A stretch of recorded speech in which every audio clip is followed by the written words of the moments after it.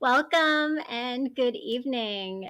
I am Maria, also known as Brown Girl Interrupting, and normally this would be Pain to Power Leading with Love, and I would have some amazing guests to share with you. However, today it is just me.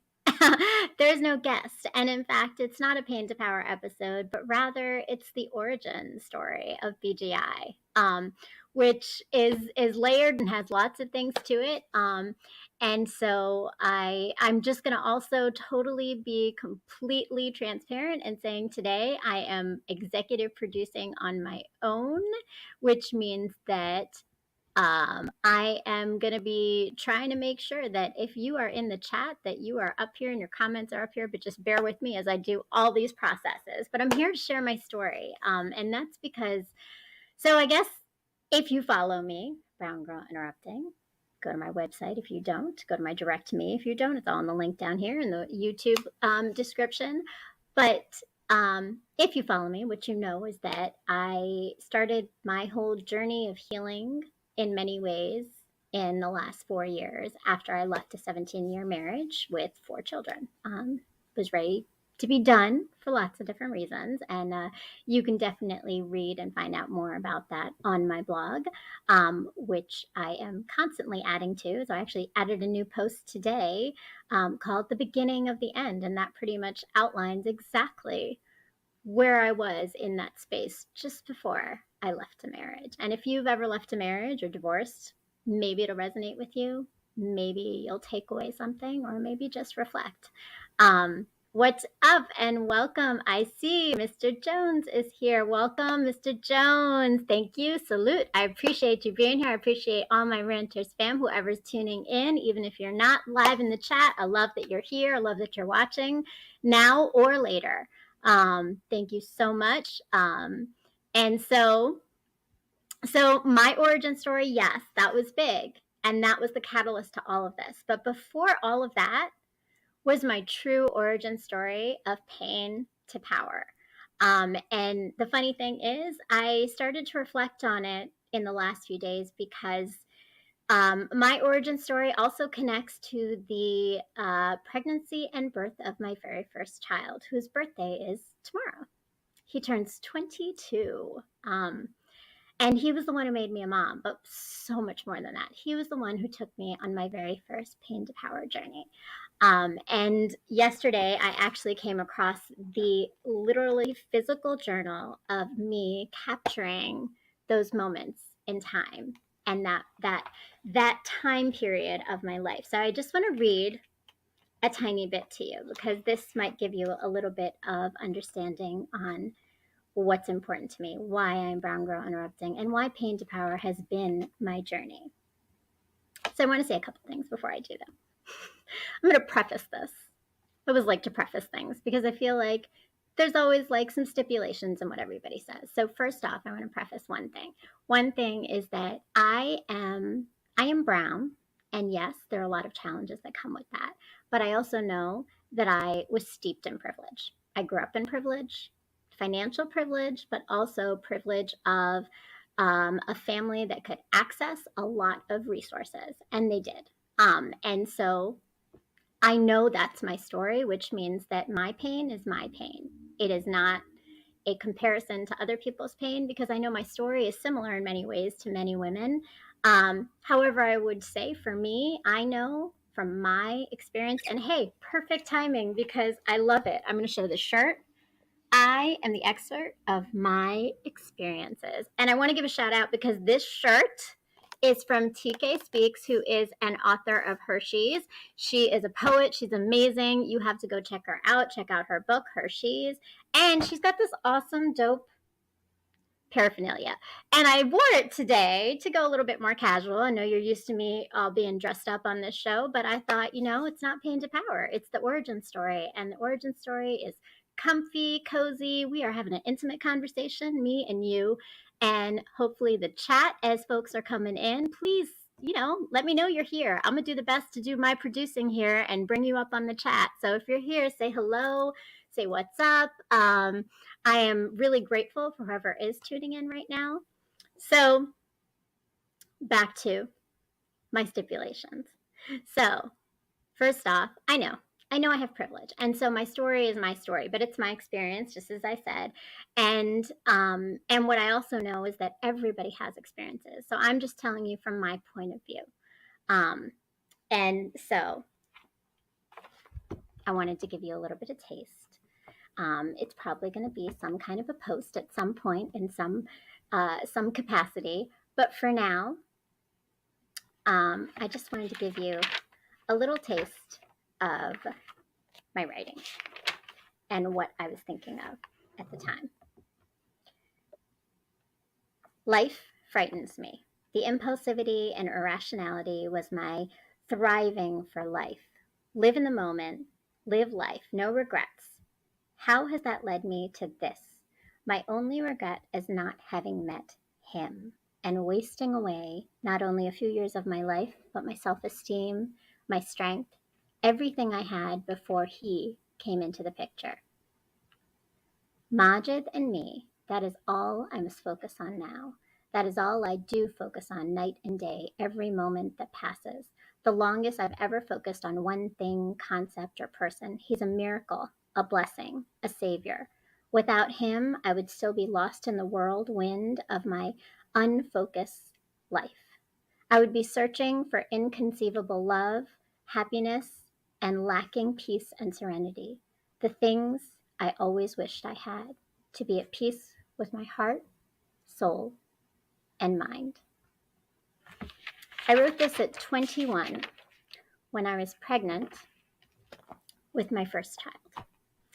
And I wrote it because I had gotten pregnant as a college student. And I mean, it's no mystery, it's no hidden story, but I was dating. I'm going to use that as loosely as I can because it was probably one of those now categorized situationships at the time. Someone who was a senior to me in the office that I worked in, and he and stuff happens. I got pregnant. But I got pregnant, a junior in college.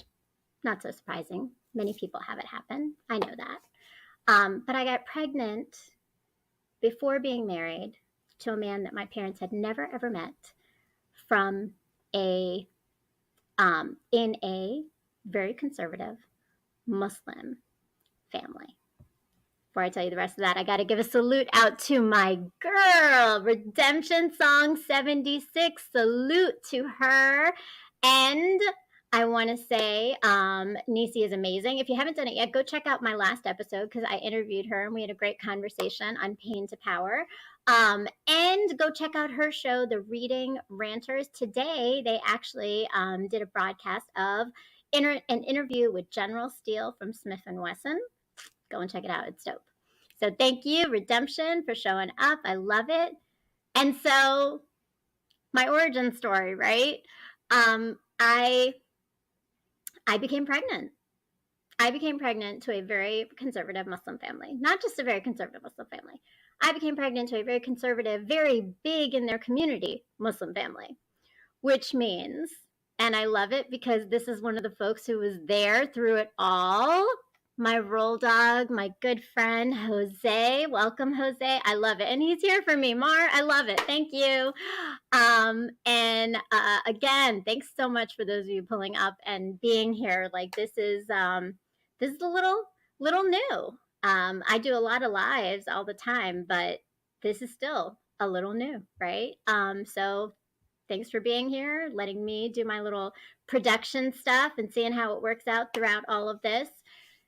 So, being pregnant with my parents, let's just start with telling my parents, okay? That was a lot. That was a lot.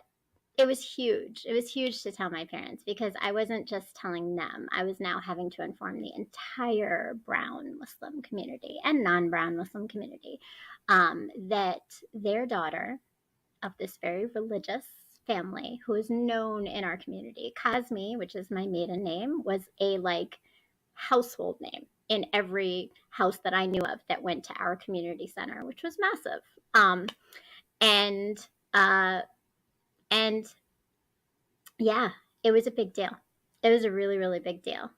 So big, I journaled for so much because it was a lot. It was my pain to power journey because I, as this junior in college who was literally just having a freaking ball in school, working hard, but also like partying when I wanted to and having this life of being free and loving it, um, got pregnant. And it's not that other brown girls weren't doing the same things I was doing. And not that they weren't having sex either. Not that they even weren't getting pregnant. The difference is, of everyone I knew, I was the only one who chose to keep a baby and bring the baby into this world.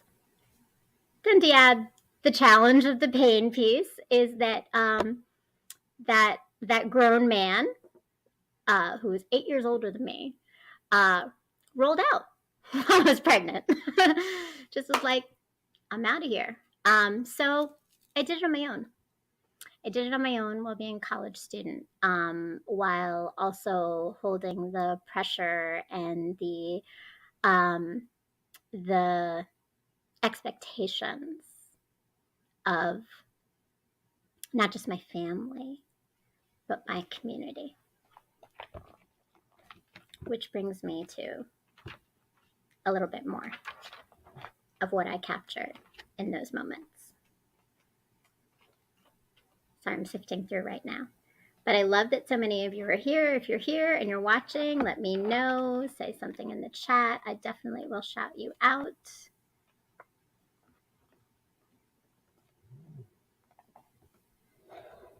But still, there's so much to be proved to them. I must be on my own feet in all ways possible. That is something that I must complete.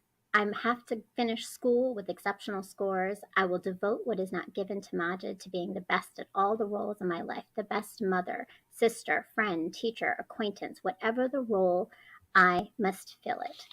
Be it mother, father, confidant, disciplinary, advisor, teacher, role model, I will be everything for Majid and he for me, my son. I had to prove a lot. I had to prove to a lot of people a lot of things. On top of my community, there was family.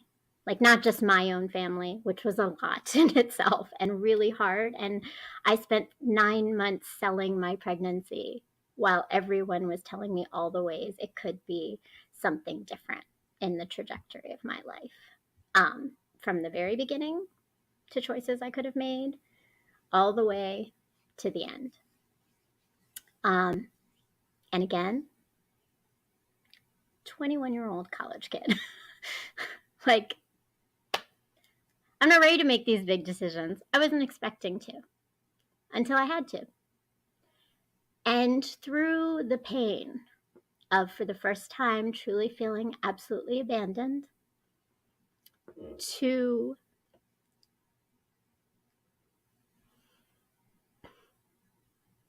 my power, I found everything inside me to make it through. And I did all those things. I did all those things and more because the extra added part of pain was that I didn't listen to myself the way I should have. I knew in the moments of my pregnancy when I had become so strong because I got to power. I was powerful. I was writing these things. I was knowing who I was going to be. I was strong in everything because I had clarity and I knew my worth and myself.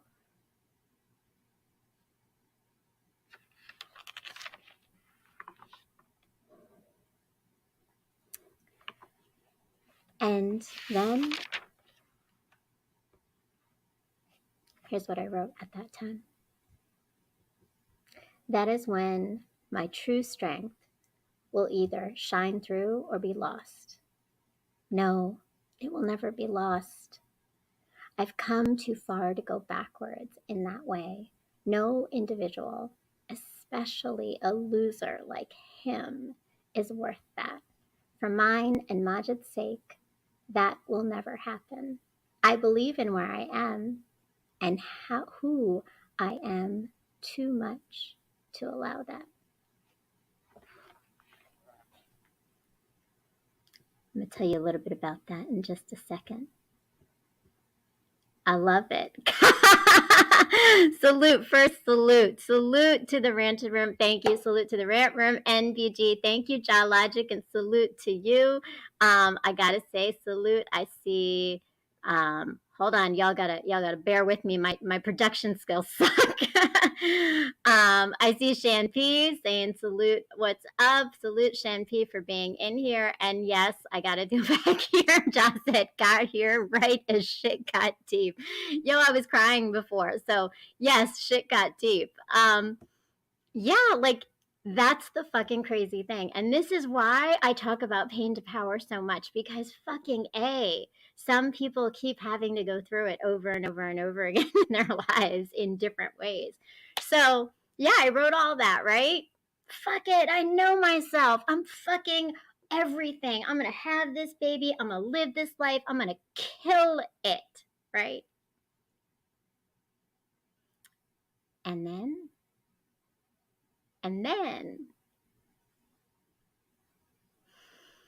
he came back in. And he came back in. Took me a while. It's not until after 6 months. But he broke me down. He broke me down. Because he knew he could. And then I dedicated 17 years of marriage to a man I knew from the very beginning of getting pregnant was the most toxic thing in my life. And had 3 more children. So my pain to power started all over again in a whole nother realm. But that origin story is where I gained my strength for the first time in my life. I was not that like friend who takes care of everybody when I was in college or even in high school. Like I've got friends in here, they'll vouch for that. I was the one everybody else had to take care of. I was not mom material. I don't think I was. I never felt like it. But yet I became a mom, you know, and I just took it on the way I was supposed to. But that power of putting all my energy into someone else got me through a really hard time in my life. Shanpi says, it's getting real in here. Yeah, it is. It doesn't have to be. Throw some questions out. Sounds like the beginning of a snapped episode. Not yet. Because like I said, I left. I went the other route. No snapped. Just peace out. I ain't doing this shit no more. Yeah, it took me 17 years, but here's the fucking power story that I want everyone to take away and hopefully take away for yourselves. As soon as I left, that power I had at 21, I found it again. It came right fucking back, because the truth of the matter is we're losing our power when we end up giving it to people who don't deserve it. And they take it and run with it because they know they can. They know they have that power over our hearts. And yes, I'm a Capricorn, and I think we talked about this earlier on another show I was in. Go check them out, Random Thoughts. Definitely check them out. They're on the Ranters Network. We were talking about different zodiac signs, and yes, Capricorns are known for being cutthroat and stoic and serious. But once you get through all those layers, what you get is the most loyal, dedicated, soft piece of heart that you could ever imagine you would have. I would like to think my friends can attest for that. I love hard. I love fucking hard as shit. But when I'm done with loving, and when I'm done, it's usually because something has really, really happened. And there's only a few times in my life that I have given that much to anybody. And those few times, once it was done, I was done. Like, done. And when I left my marriage, I was totally done. So that's kind of my pain to power origin story. It's been like 25 minutes. I didn't think everyone would hang this long. I love that you're all here. Does anybody have any questions for me? I mean, like, I'm sitting here, I'm working out my executive producing skills. So, throw me a question. Thoughts about, like, what are your pain to power moments, or like, what have you learned about yourself in those moments of finding your voice or finding that power again when shit goes wrong? I would love to know more. Just as a side note, I mean, the story's pretty interesting, I think, right? Like, I graduated with a 1-year-old while pregnant with my next child. Yeah, they were back to back because he wanted a big family. So I delivered. Yes. And I love all of the people I brought into this world. I brought 4 of them in, and they're amazing and they're wonderful. And I would say, if nothing else, and I was having a conversation with a friend, in fact, about this today, right? The idea of karma and how life goes. And I don't know why there's been so many tests of pain and power in my life. And not, again, going back to what I stipulated before, is everybody's life is different. This is my life, and for me, it was a lot. Other people might have gone through the things I went through with unscathed and unhurt and able to do everything. It was a lot, and it took a lot to get there. Wait, I see a funny comment, and I love a funny comment. Did I miss the part when you got your costume headquarters and started fighting crime? If only, right? Fuck, I would be like a fucking superhero. I'm trying to fight harm, maybe pain, right? It's the pain to power for that reason, right? No, I'm human. I fucking break down and cry, and I wasn't a great mom the way I needed to be, man. Like, that was where it was. Champagne, thanks. I love a question. What was your turning point? When did I know it was over? Ooh, that's such a good question. So I will say that it was almost over for many, many years, right? And any of y'all who have divorced or been separated, like, right, it's a slow burn. It takes a while to finally make that final step. But to your question, when my daughter was born. I have 3 boys. I had them within 5 years. And I had my daughter 11 years after my 3rd boy. So, like, this tail end, surprise baby, literally surprise baby. And blessing, because it was one day when I was holding her and I was in a conversation with my ex, and the way he spoke to me and the tone and the language made me feel the way it usually made me feel, which was like I was nothing and I was a piece of crap, and that my feelings didn't matter, and I was kind of like, I had this epiphany because here I am holding my daughter. I had seen boys go through his behavior with me, but I couldn't imagine a girl watching her father treat her mother that way and not somehow thinking that's what love is supposed to look like and that's how you're supposed to allow people to treat you in life. And that was the catalyst for me. I wasn't going to do this anymore. I wasn't going to sacrifice who I am because my daughter was watching, and she would do the same thing if she watched me do it. So that was my turning point. Yeah, that was my big turning point, I would say. And it's the truth. It's just what happened. And then I knew.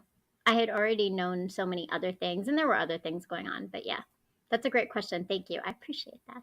Any other questions? Any thoughts? I don't know. I mean, just curious to know, like, how many people know brown girls who have ever had to deal with similar stories. I mean, I'd be curious. I haven't heard a lot, honestly. And all the times I've said this story, no one has ever come up to me and been like, I'm a brown girl who also had that same story or similar, right? Like, so I don't know.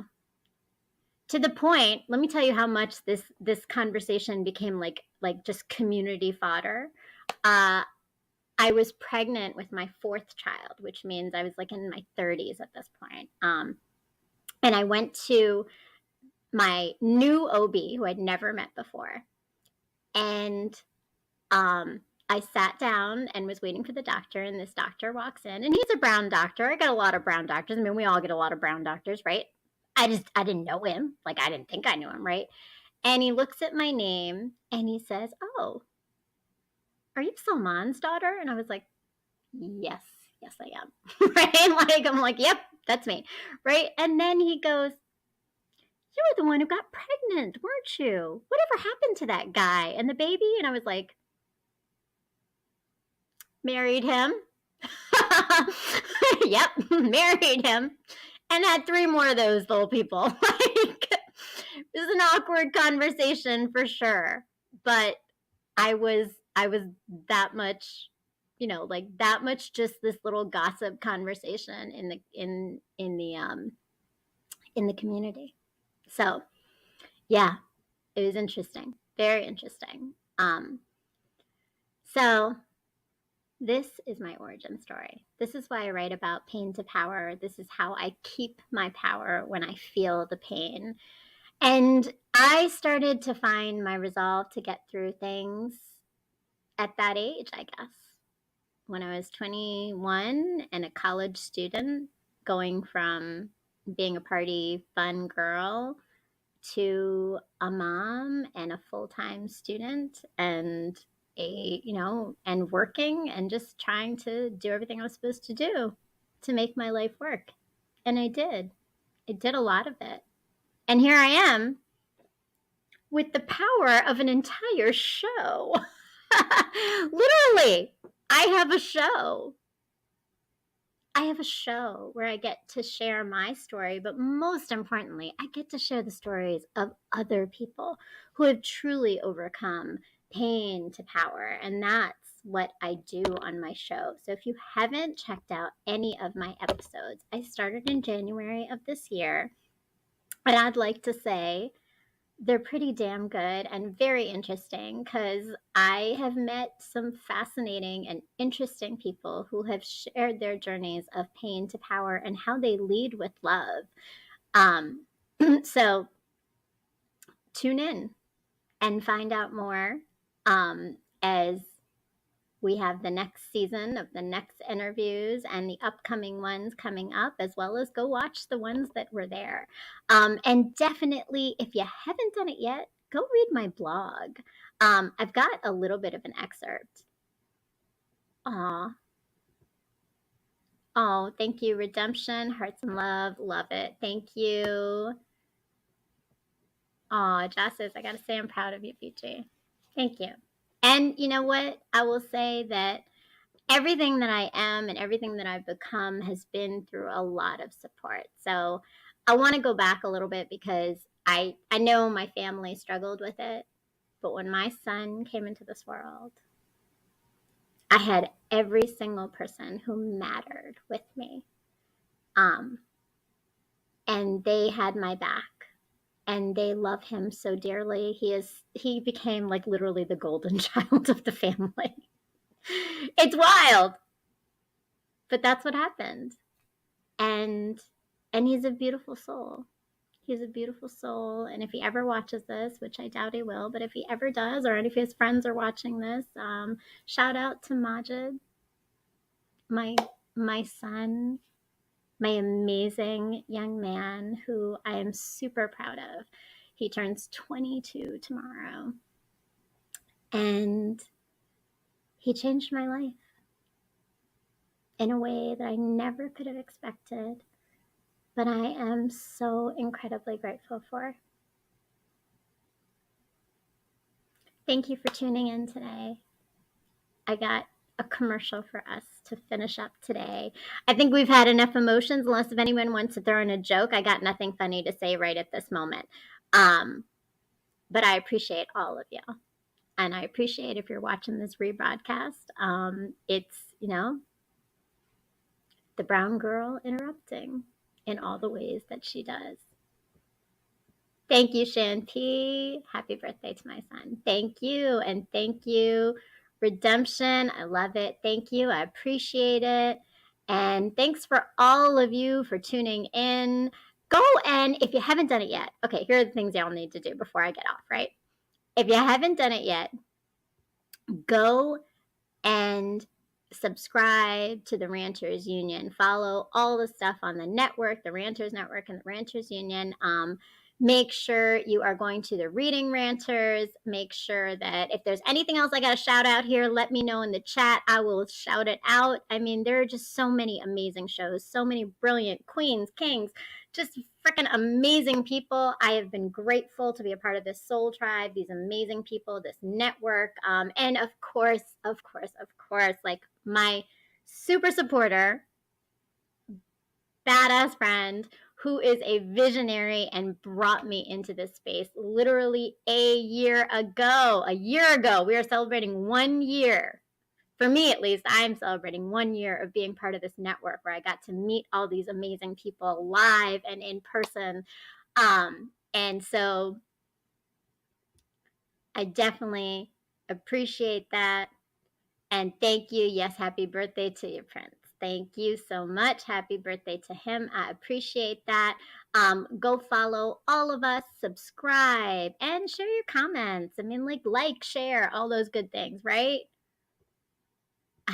Yes, Ja says, word, 1 year tomorrow. So Ja, that's who I was shouting out. I didn't get to finish my statement. Sorry, I got sidetracked. Ja is the one I am shouting out. Ja Logic, Mr. M Logic, whatever you call him, you got to go follow him. You got to be on his train because he is amazing. He is a visionary, and I am so grateful for him to have found me a year ago and brought me here because this has been a brilliant journey to come from the 22-year-old kid I was, not knowing what the hell was going to happen with the rest of my life, to where I'm sitting today. Literally where I'm sitting today. I live in my own space with no other person controlling me anymore. I have my lovely children. I have an amazing network of friends. I have just about everything in my life. I mean, y'all know, and I write about it all the time, the only thing I'm missing is love, but that's okay. I can handle that because it'll come when it's supposed to come. Manjubai says, hey, happy birthday. All right, what's up, Manjubai? Thanks for stopping in, and thank you for the birthday wishes, and peace out, y'all. Go and watch the old episodes. Tune in to this channel, Sundays, 9 o'clock Eastern Standard Time. And again, subscribe, hit the like. Go check out my blog posts. Oh, that's what I was going to do. I was going to read you some of my blog posts. I'm not going to read them anymore. I want you to go and read them yourselves. Peace out. I got one last thing for us, and then we are out. Here's a little taste of one of my blog posts I wrote called Revolution Over Romance, From Pain to Power, the namesake of this show. Peace out.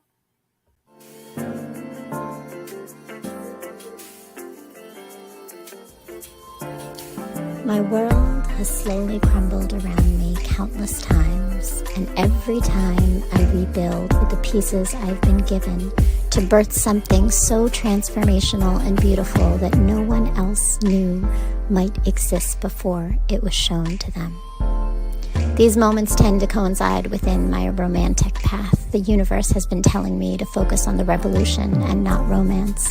It has over time given me the tools, resilience, and light to turn my pain into power. And only now do I see that the key to this always resided in the love and knowing I had in myself, not from the external sources of family or men. The message I have been avoiding might be that my time in this world I had existed in was not to receive love, but to put it out there for others to see, feel, and heal through. Revolution before romance moves pain into power.